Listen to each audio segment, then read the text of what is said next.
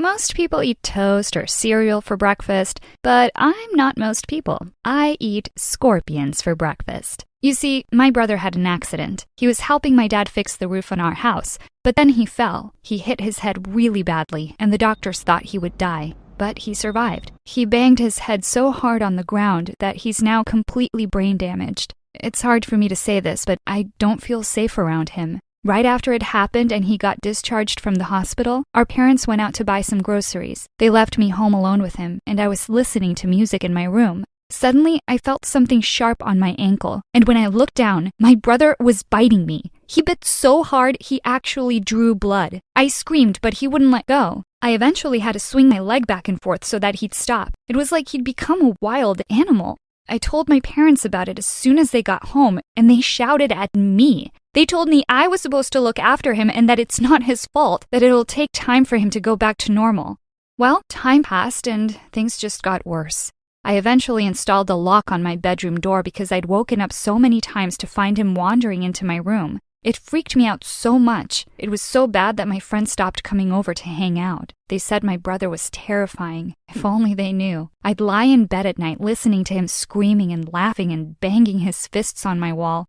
If I hadn't been so afraid, I'd have felt sorry for him. But then I'd look down at my ankle and see the scar from the bite, and I realized I had to do something to protect myself. I suggested they move him to a facility for people with brain damage, and my dad said that if I didn't shut up, he'd put me in a facility. Fine then, I'd only look out for myself then. If he hurt them too, then it was their fault. One day I was babysitting him, and he kept glaring at me. His eyes were rolling around, and he looked like he wanted to kill me. This had to end. I tried to distract myself by watching TV, and that's when a nature documentary caught my attention. It was about scorpions, specifically bark scorpions, the most poisonous in the whole of the US. Their sting can lead to numbness and vomiting for up to 72 hours. I don't know why, but after watching the show, I couldn't stop thinking about it. What would it be like to be that poisonous? In that moment, I almost envied those scorpions. No one could hurt them. I started researching, and the next day I went out to try and find one. I'd never seen one in real life before, but I knew exactly where I could find them. The show said they liked citrus trees, and right down the road there was a citrus farm. I went there after school and asked the man who owned the farm if I could take a walk around. He seemed suspicious and asked me if I was planning on stealing his fruit. I said, no, I just want to find some scorpions, actually. He looked shocked. Then he asked me to follow him.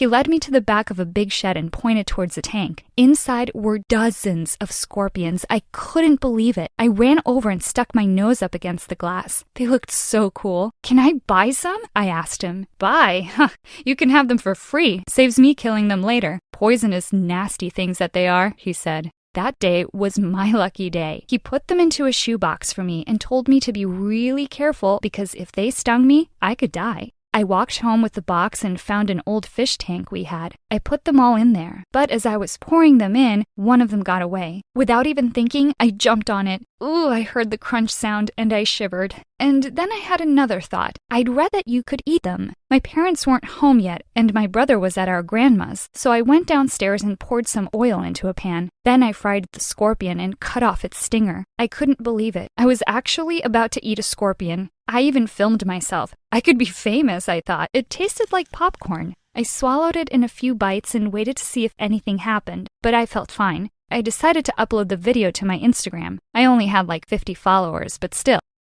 And then later that night, I decided to try something. I crept into my brother's room when he was already fast asleep. His toes were sticking out of the end of his bed. I bit down on his big toe and waited. It was just a little bite. I wanted to see if I was poisonous now. But instead, something worse happened. He kicked me in the face. My nose started bleeding. He didn't even know he'd done it. He was still asleep. So much for being poisonous. I just need to eat more and try again. The next morning, I woke up and I was actually craving scorpions. We had phys ed that day, and the show had said they were a good protein source. This time, I chose a smaller one. I was so scared my mom would walk in, so I did it as quickly as possible. But then I heard someone on the stairs. It was my brother. Oh no. I quickly turned the gas off and threw the scorpion in my mouth. It was still moving, and I was about to spit it out, but it was too late. It was crawling down my throat.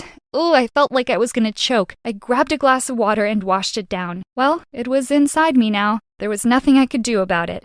My brother spat his tongue out at me, and suddenly I grabbed him and told him to never do that again. I'd never done that before, and it shocked me. I didn't know I was even capable of speaking to him like that. And then I bit him again. This time he was awake and he felt it. His face started to go red and I was sure I'd poisoned him. But instead, he started screaming and ran to wake up Mom and Dad. Well, at least he'd run away and not bitten me back. Maybe it was working after all. But oh my gosh, I hadn't cut the stinger off. I'd eaten a scorpion that was semi-raw and that still had its stinger on it. Now I was probably going to be vomiting. Suddenly, I had this weird feeling wash over me. It wasn't sickness though. It was power. Like I was the one in control now, not my brother. Maybe this was how I could protect myself.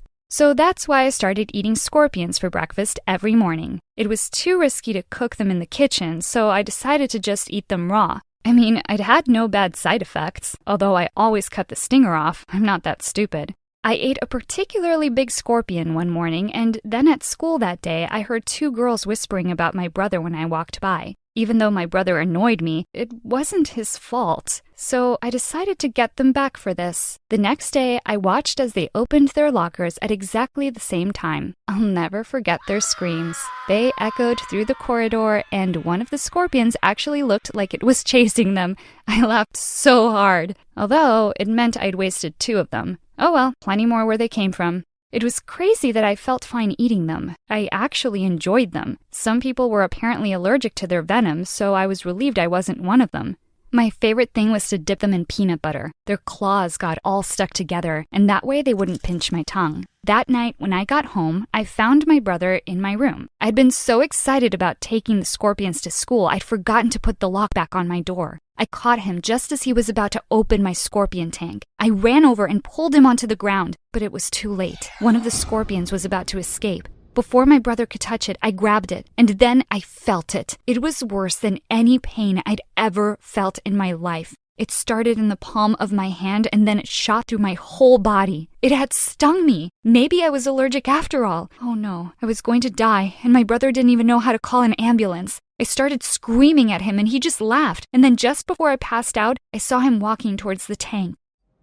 I woke up in the hospital, alone. My parents weren't even there. And then I looked over to my left, and there was my brother. But he was also lying in a hospital bed, and his eyes were closed. My parents suddenly came in and saw me waking up and started crying, and then they started shouting. They asked why I had scorpions in my room, and then they told me that my brother had been stung by one too, and he was still unconscious. This was a disaster. All I'd wanted was to feel poisonous, and I'd ended up poisoning myself and my brother. And if he didn't survive, I'd never live with myself. I was feeling okay, so I decided to take a walk and get some fresh air. I saw some familiar faces walking towards me, and then I realized who they were. It was the two girls from school that I'd pranked and their parents. They asked where my parents were. Then they went crazy. The one girl's dad started shouting at them, saying they were the most irresponsible parents on the planet and that I could have killed their daughter. I didn't understand how they'd known it was me who'd done it, and then I remembered the video I'd uploaded. Had they watched it? My parents just sat there speechless, gripping onto my brother's hands. Then one of the girls said, "See, her brother is a total freak. I bet he ate a scorpion too, and that's why he's here." My mom stood up, and I thought she was going to grab the girl and shake her. But then she turned to me and said, "You ate a what?" Then the girls showed my mom the video, and my mom looked horrified. She started crying and wouldn't even look at me. After my parents apologized on my behalf and the girls and their parents left, I could hear my mom whispering to my dad, "She's even more crazy than our son is. How did this happen? Call the doctor." I didn't even have time to grab my stuff and run out of there before a whole group of doctors cornered me and tied me to the bed. Then they wheeled me off to another part of the hospital. I was screaming the whole way there. Suddenly, I was in a room with no windows, and even the walls were padded. Did they think I was insane? I couldn't believe it. How ironic. It was my brother who was insane, and I'd done this to protect myself, but now they thought it was me who was a lunatic. My video went viral. Everyone was so freaked out by how excited I looked as I bit into that first scorpion I ever tasted. My brother eventually woke up, and he was okay, thankfully. My parents took him home, but they left me at the hospital. I spent a whole month in the psychiatric ward before they released me. Looks like my dad kept his word. He really did put me in a facility. At school now, it's not my brother people whisper about, it's me, and it's all my fault. I can't explain it, but I actually miss the taste of the scorpions. But I don't think I'm ready to eat another one anytime soon. Maybe next year. Hi guys. My name is Alex, and I'm 14. I want to tell you about a couple of events that completely changed my life. It all started a couple years ago, when my parents were getting a divorce, and my mom said that my father wouldn't have the right to see me after that. I have to say, I totally expected something like this to happen. My parents were fighting all the time. Actually, they'd been fighting for as long as I can remember. And for me, they would always play good cop, bad cop. Mom would scold me for something, then Dad would buy me ice cream and calm me down. But during their last fight, Mom said that she was going to take custody away from my father and even forbid him from seeing me at all. The worst thing is that she would have done it. Dad didn't have a steady job, and he wouldn't have had a place to live after the divorce, so the court definitely would have taken away his custody of me. The next day, my dad came to pick me up from school, and he said that we needed to talk. He told me that I had the right to choose who I wanted to live with, and then offered me the chance to go with him to another city and start a new life.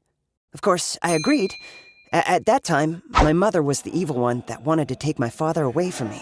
So we packed up all of our necessary things and were about to leave when I asked, shouldn't we tell Mom that we're leaving? But Dad assured me that he'd already talked to her, so that's how I said goodbye to my home. As we were driving on the highway, Dad told me what we were going to do. He said we would stay at a friend's house for a week until he found a job. And then we'd rent an apartment and find a school for me. And then we would deal with all the divorce and custody stuff. Sounded like a plan. Dad was energetic and wound up, and his enthusiasm rubbed off on me. I felt like we would be fine. So I closed my eyes and fell asleep, preparing for something new in my life.